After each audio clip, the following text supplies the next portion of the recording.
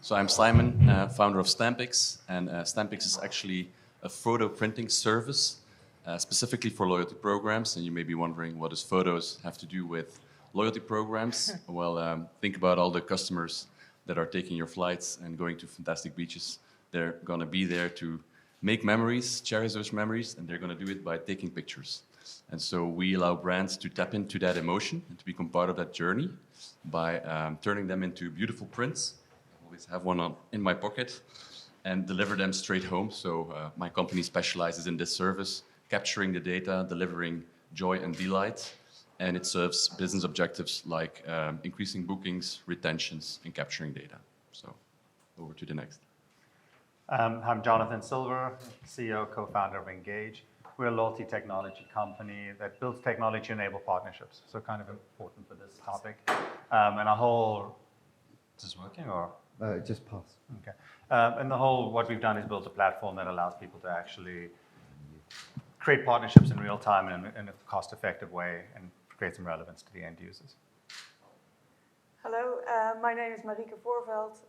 I'm a senior content strategist with Attached Language Intelligence. We're a global communications partner, and we have lots of clients in loyalty, such as Flying Blue, Norwegian, and Point, and that's why we're here. Hi everybody, I'm Amanda Cromhout. I'm the CEO of Truth. We're a consultancy. We're based at the tip of Africa, but we don't just stay down in Africa. We also run a global training platform to teach loyalty professionals. So we have a loyalty course and data course. I'm the author of a book called The Blind Loyalty, which is it's about loyalty, but it's very much linked to the Blind Loyalty Trust. So, thank you. Thank you very much, Amanda. My name is Martin Smaerup. I'm from Pointspay, head of business development. And Pointspay is actually connecting the user directly to the online shops. So they have a chance of intuitively, real-time earn and burn their miles when they are rewarding themselves or finding the exact present that they want to. So imagine that, well, all of you know that frequent flyers are growing, e-commerce are growing, but these two combined is not a love story. So that's the partnerships we create. So 5 very different personalities, 5 very different organizations and outlooks on partnerships. So yeah, thank you, David, for throwing me this conundrum of how to try and tie it all together. So partnerships do come in all shapes and sizes. When I first saw the topic, I started to prepare on the basis of coalition programs and external partnerships where you're earning points and so on. But then I looked at the panel and I realized that really wasn't going to make that much sense to all of them. So we've got many types of partnership. By way of introduction, I'll give you just a couple of stats. So partnerships rely on relationships, and long-lasting relationships are not very prevalent amongst humans. So there was a survey of 5,000 Brits, and that survey established that passion lasts 938 days between a couple. So that's less than 3 years, and that's supposed to be one of those amazing bonds that you have with a couple. So how can a business partnership expect to last the test of time? So that's my first stat. The second thing is I did the age-old trick of looking up the definition of partner. And the first thing that I came to is that a partnership can be a marriage. A partner can be one of those participants in a marriage. Or a person with whom one has sex. So again, very, very different ends of the spectrum. And then we have commercial partnerships and business partnerships, but they were generally partners who are sharing an activity or trying to move in the same kind of direction. So again, when it comes down to loyalty program partnerships, it makes it really challenging because I liken partnerships and managing partners to like herding cats, in that everyone is off in their own direction, they all have their own objectives, and your job is to try and corral them in the same sort of direction. So a big challenge. And as I say, we've got different kind of perspectives that you're going to get from the panel. So anyway, I'll get on to the questions. So partnerships are growing in importance in loyalty programs. So I'll start with an easy one. Can you give me an example of a partnership that you feel is working really well for a loyalty program, either from your internal service partnership or an external partner support type activity? Great question. So with Stampix, one of our customers is Orange, the telco, so it's a different industry, but by working with them, we get an inside view on their partnership structure with external partners. So for example, in Spain, they work closely with Carrefour Club, the leading retailer, and that's really a very successful partnership because they can drive acquisition mainly by working together. Yeah, so I'll give an example of one that works and one that doesn't. So we see these partnerships between airlines and co-brands work really well together. We've seen in others where they've done these earned partnerships with Uber and Starbucks. If you think about a member point of view, you get 8,000, 5,000 miles a month on your credit card, you get 5,000 miles for crossing Europe, and you get 20 miles for getting a coffee. And you kind of sit there and go, okay, I need to drink 1,000 cups of coffee for me to get to Florida. And so, we look at that and go, it's great, it's transit, it doesn't work. What we've got actually in market today is a test with a US airline allowing members to redeem their points at the airport in real time. So there's no need, there's no communication to the customer. It's just a surprise and delight. They tap their co-brand card on the POS, and the POS says, hey, you just bought a $20 bottle of water. Do you want to use your points for that?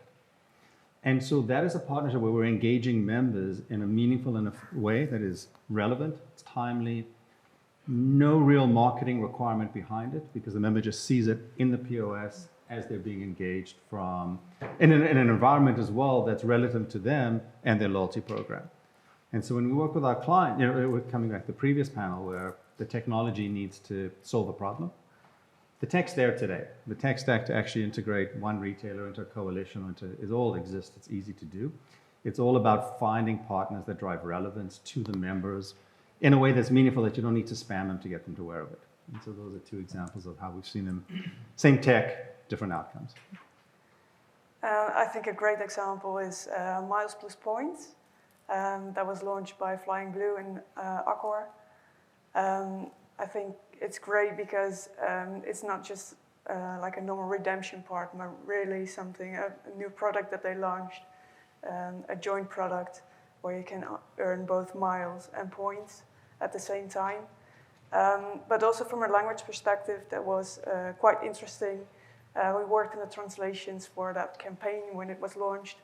And it was actually the first time that we were actively involved into also the terminology of the other part. In this case, it was Accor, so that we could really ensure that we would use the right branded terminology in the communications. Because then suddenly you're not just dealing with miles and XP, but also with points and with status nights. So you have to get the terminology right in all the languages. So yeah, that's why I think that's a great example. I'm going to augment the question for Amanda and talk about, we heard earlier about how you can learn from other industries and other markets. And one of the phrases in the text that described this session was that coalition is effectively dead. And with my Asian hat on, I would say it's far from it, because conglomerates in Asia, all over Asia, are actually forging ahead with more type of coalition or ecosystem plays where they're trying to tie together all of their disparate businesses. And you've got organizations like Central Group, which is the largest retail group on the planet, I believe, out of Thailand. They're running a very sophisticated ecosystem play, loyalty, data, and digital business. So my question to you, Amanda, is can you give us some other examples where maybe coalition isn't dead, or we can learn from other industries to bring to bear? See, I thought my British Airways years was going to come into, into the response. So we're out of the airline space. Obviously, we've heard a lot about travel today, obviously. I'm going to talk on the back of the South African Loyalty Awards, which were last week. They were announced and delivered last week. But I'm picking on a brand positively because they aren't only recognised in South Africa, but I think you'll know them from being recognised on the global stage. So I'm going to use eBucks as an example because they really have shone on the global stage. They've picked up awards at the International Loyalty Awards, but they cleared up almost 50% of the awards in the South African space, which is unheard of. Why did they do that? So back to your question about coalition versus other partner setups. So is coalition dead? I don't think so. Do I really care what the definition is? Not at all. Let's just call them multi-partner programs. So a multi-partner program, whether it's a purebred coalition, if you want to check the definition, or whether it's just a hybrid, because at the end of the day, the eBucks brand doesn't exist to be a coalition. It exists to serve the bank, a First National Bank in South Africa. And when you hear them speak, they're remarkable because they speak about the difference it's made to the bank whilst delivering a world-class experience. And one of the things I did hear earlier that I really thought was worth pulling this whole discussion together with was, I think it was Sinead from Head for Points around, we've got to get more customer-centric. I think you as a travel industry, and I say you, I'm also in the travel industry, but I've heard today a lot of criticism, self-criticism of not being customer-centric enough. And I think that's where this industry can actually look towards traditional industries like retailing and banking to say, you talk to a good retailer and they bang on about customer centricity. You talk to a good bank, it's customer centric. So eBucks, to be customer centric, so I don't know how much you know about South Africa, but we've got a massive wealth divide, extreme poverty and a lot of wealth. And eBucks have engineered 9 separate value propositions. How complicated does that seem? Well, actually not at all, because you as the customer or as a client only experience one value proposition. And that value proposition is so tailored with different partners to make your experience with your banking products loyalty program, rewards program. So it's incredibly well delivered because they've tailor-picked different partners for the different. And typical bank, the simplicity of the segmentation, unfortunately, isn't maybe as advanced as you'd want it to be, is based on product, which is typically your income, right? So where you are in the product hierarchy. But their partnership strategy, making them very multi-partner, because it's not just multi-partner for one eBucks program, but they have 9 separate programs. But as a customer, you only experience the one that's relevant to your product.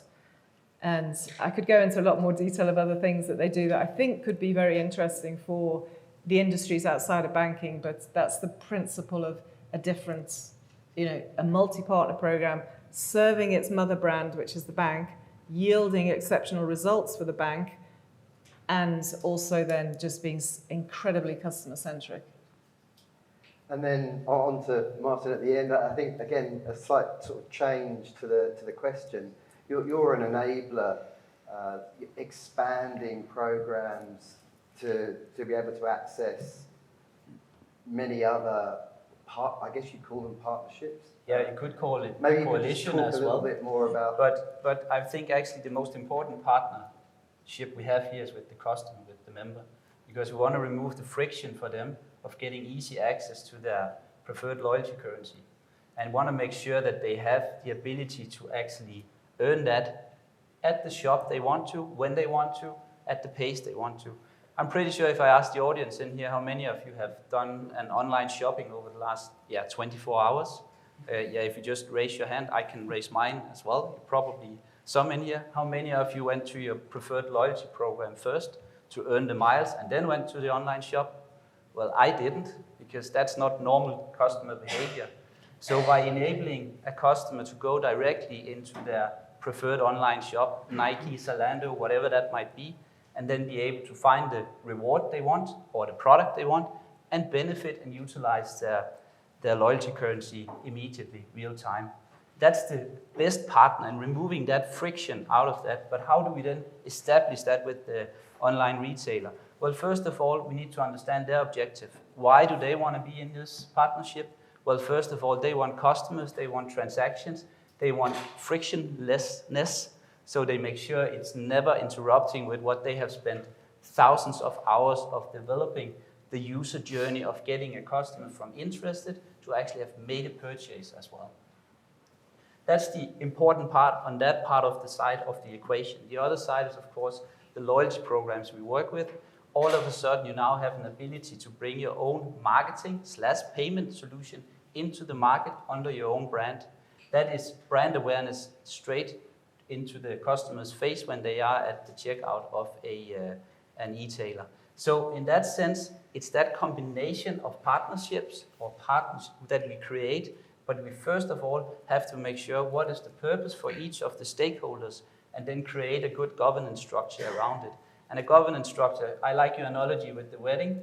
Everybody on the way to the altar, it's exciting and you get to the altar and yes, and then it's hard work from there. You need to follow up every time after, right? So it's the same with partnerships. If you don't do that, you don't succeed.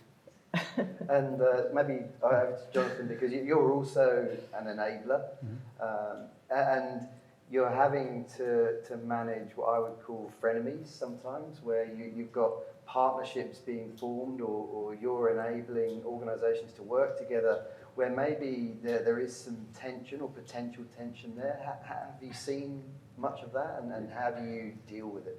Look, most of our partners on one side are credit cards or co-brands, and on the other side, it's major retailers, so starting from an Amazon down, and Walmart and stuff like that. So they're hell to deal with, bluntly. But at the end of the day, when you match up your partners, we always come back to the original question, which is, what problem are you trying to solve? And it's not just about, I want to be engaged with Amazon, because for certain of our clients that makes sense. And the other ones are, hey, that's going to destroy us. And so it's very much around, we kind of look at it as a dating site. We've got a list of partners on one side, we've got a list of clients on the other side, and what makes sense for them. And so when you come back to coalitions, we get out of that, I want to be partnered with this gas station, but they've got a relationship with one of my competitors, and how do we get through that? And it's just very much self-selection and getting to the point where it needs to make sense for both partners. And then the only thing that we hold people accountable to is a minimum member value proposition. Because at the end of the day, we've seen this with hotel chains, especially on Amazon, where they discounted the value of their points on the redemption side. And you just got a negative backlash. And so we've put minimum standards and requirements in our network, which says, hey, if you want to participate, this needs to be the value proposition. And that self-selects a whole bunch of people out to begin with, but that's okay, because at the end of the day, we have a very good member experience that's frictionless. And so you deal through all that stuff. For us, we're this tiny little company dealing with these behemoths who are used to getting their way. And so you get through it, but the impact of it is unbelievable. So we'll talk about an engagement score where once we enabled this on a co-brand card, we saw a 30% increase in spend on the co-brand from anyone who redeemed. We had 25% of the participants actually redeem within the first year, and on average 3.9 times a year. And we're like, okay, that's unsustainable, and 3 years in, it's still the exact same data. Like, it just keeps going, and it's working well for everybody. So, there's a lot of work to get it there, but once you're in, it's great. And partnerships, again, a lot of the root of a good partnership is empathy. So it's understanding what the other party needs and then helping them get there and helping align them on it. Yeah, just none of my clients have any empathy. This is, I'd like to pass this to Marieke, in that you're an internal support partner. Yeah. And you're serving a loyalty program and helping them empathize. So how are you contributing as a partner, and how do you work together with the organisation? What sort of impacts have you seen? Yes, in lots of various ways, actually. Being a partner ourselves means, of course, that we grow together with the businesses that we support. But we're also part of our own kind of ecosystem. What we've seen, especially during the last decades, is that content is not just about words anymore. there's a lot of additional things that come into the picture, like videos, virtual reality, AI, all kinds of specialisms where we also need partners to work together with to provide our customers with the best service possible and to be innovative and support them in all the ways that we can. Nick, can I just add something to what you and Jonathan were saying? So, like, you've got this weighting difference between the big bullies and then the smaller merchants, possibly. What I found super interesting, I don't know if Ian's still in the room. Ian and I did a podcast on the podcast show with eBucks and, is that Ian over there? Sorry, my eyesight's not the best. With eBucks and Clicks. And what was absolutely powerful, and that isn't just them talking, you hear all the brands that get this right say, at the end of the day, partnerships can only work if they are good for the sort of brands making the partnership happen, good for the partner, and good for the customer. So if you've got this irregularity of weighting and this bully mentality that happens, right? We know it happens. It's never going to work. And what's fascinating about, I think, the brands that get it right is they've got a level of respect for who they're going into partnership with. So going back to the empathy, and they're not trying to just be the bully dogs. They're trying to actually create an ecosystem that is equitable financially and morally and for the customer, for them and their partners. There were brilliant examples we were using on Ian's podcast around Clicks, which is the biggest pharmaceutical. It's like Boots, eBucks, and then Engine, the fuel company, and how the three companies just make it happen. Instead of loyalty, promiscuity of partners, they just focused on what was strategically right and treated themselves, the customers, with respect. Yeah, and maybe this is relevant to you, Simon, as well, in that, respectfully, you're a niche player, and you would be considered a very small partner, a very small part of the value proposition, dealing with this beast of a loyalty program. So how do you go about making yourself heard, getting yourself noticed, and working with these organisations so that it becomes a sort of symbiotic relationship? Yeah, so one of the cool things is, in fact, that we're there to fulfill a simple job, which is around engaging the customers. We've talked about this the whole day, so with this specific reward, but we can act a little bit as a fly on the wall and hear both partners out, and you can discover quickly what are the strategic agendas, potential frustrations. Often it has to do about communication and setting clear goal objectives. And I think that's alluding to Amanda's point, where some parties get it right and some don't get it right. If you expect to get a massive channel of acquisition and bombard the customer with emails, but the main player in the multi-company structure doesn't see it that way, then you can get friction. So it's definitely fascinating for us to always be in that mix.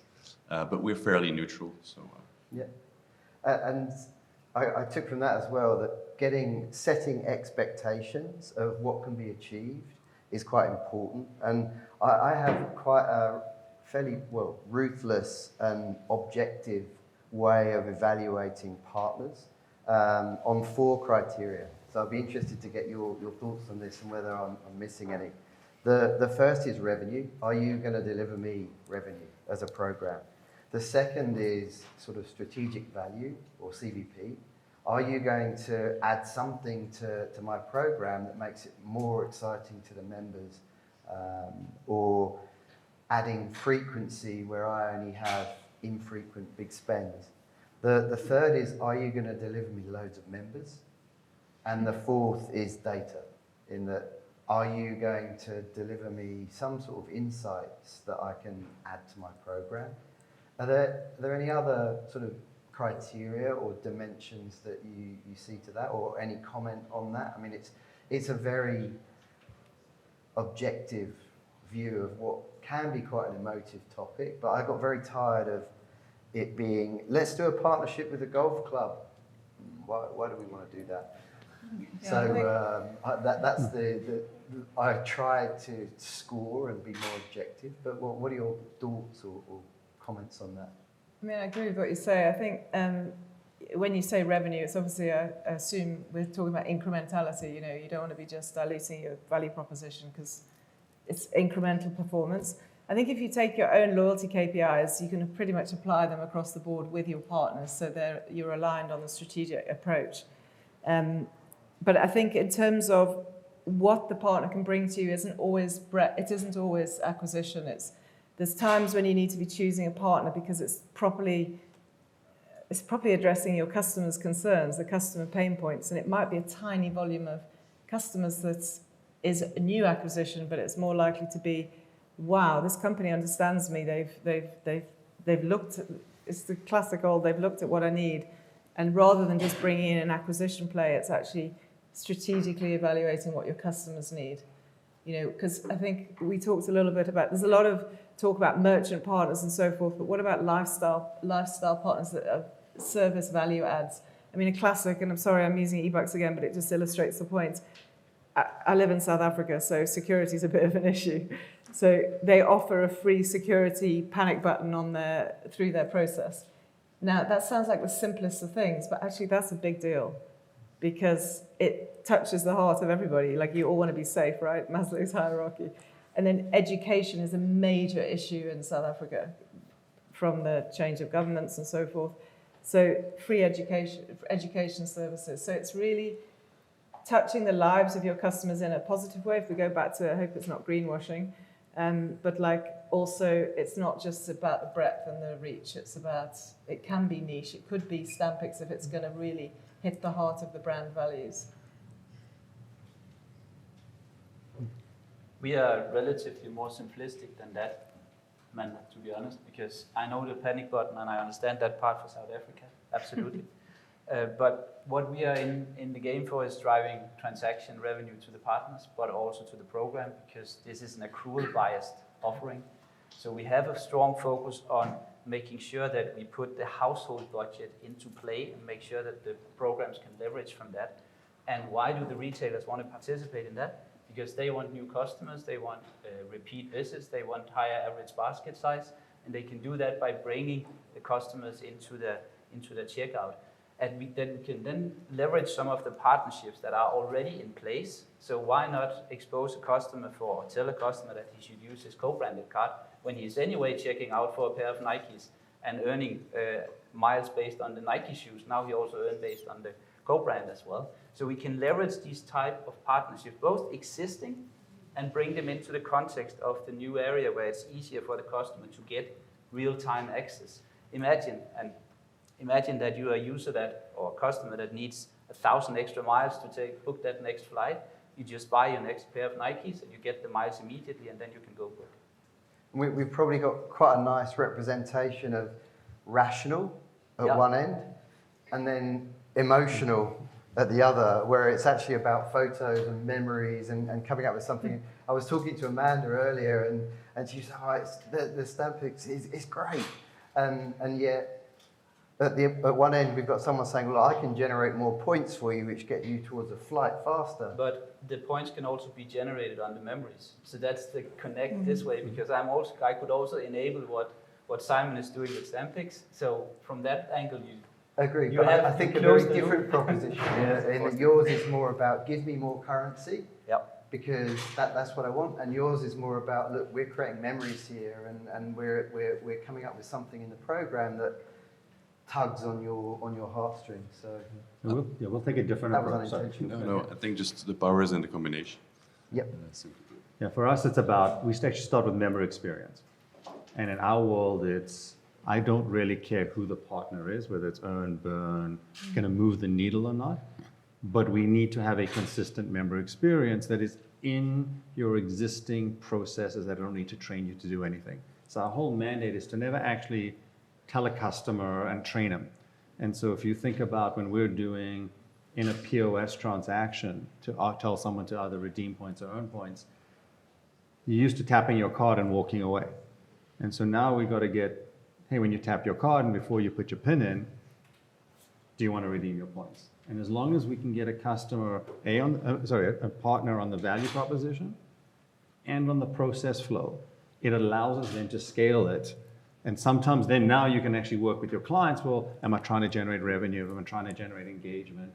But we don't have the costs of member training and member engagement and announcements. And so we get a much higher uptake from that, and harder to bring partners on because not all of them want to comply with the rules, but those who do get the benefit from it. So it's just a different approach. And coming back, I don't really care what they get. If it's security, as long as we can adhere to that process of not having to train a customer. And it's relevant for them. Well, people will self-select, right? Exactly. If I'm going to go buy Nikes, I'm going to go to a Nike store. Yeah. I'm not. And so that's kind of how we built it, right? And we're almost out of time, but I just want to pick on one other topic because I find it really interesting in the world of loyalty, what's happening now with IAG and Avios. In they're bucking the trend that we've said, no more coalition, yet they've recently signed up airlines to use their currency, and they're really moving into, I guess, old territory in that you have the opportunity to own and run your own program, or do you jump into someone else's? So does anyone have any views on the Avios development and what the future may look like? Are we going to end up with one or two super airline loyalty currencies out there? I think there's enough Avios people, ex-Avios people in the room who could probably answer it. I mean, they've got the experience, right? That's the model that's been built on after so many years, developing from just British Airways Executive Club through to Avios, through to what IAG loyalty is now. So it's not surprising, and I don't think they're not alone, are they, in the industry? If you look at how so many brands today have spoken about how the programs have morphed from not just being a travel offering, it's entirely in that ability to switch points amongst these different brands. I think what they're doing is not unexpected. I think we need to end it there. Thank you, everyone. Thanks.